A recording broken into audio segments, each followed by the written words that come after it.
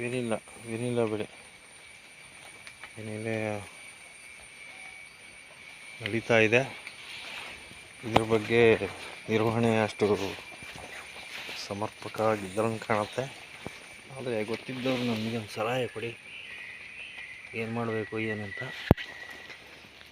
ನೋಡಿ, ಈಗ ಬೆಳೆ ಬೆಳೆದಿದ್ದೀವಿ, ಆದರೆ ಯಾವ ಥರ ನಿರ್ವಹಣೆ ಮಾಡಬೇಕು ಅಂತ ಸಲಹೆ ಕೊಡಿ.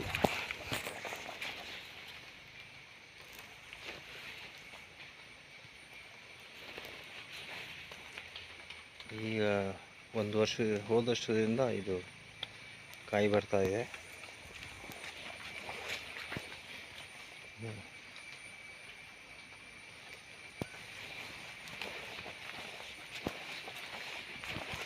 ಒಂದು 20-25 ಬಳ್ಳಿ ಇದೆ. ಅದ್ರಾಗೆ ಎಲ್ಲವೂ ಕಾಯಿ ಬರ್ತದೆ ಅಂತಲ್ಲ, ಕೆಲವೊಂದು ಕಾಯಿ ಬಂದಿದೆ.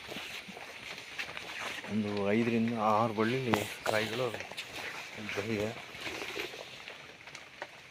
ಗ್ರೋತ್ ಚೆನ್ನಾಗಿ ಬಂದಿದೆ ಅಂತ ಯೋಚನೆ ಮಾಡಿದ್ದೀನಿ. ಆದರೆ ಬಳ್ಳಿಯ ನಿರ್ವಹಣೆ ಸಮರ್ಪಕ ಆಗಿದೆ ಅಂತ ಗೊತ್ತಿಲ್ಲ.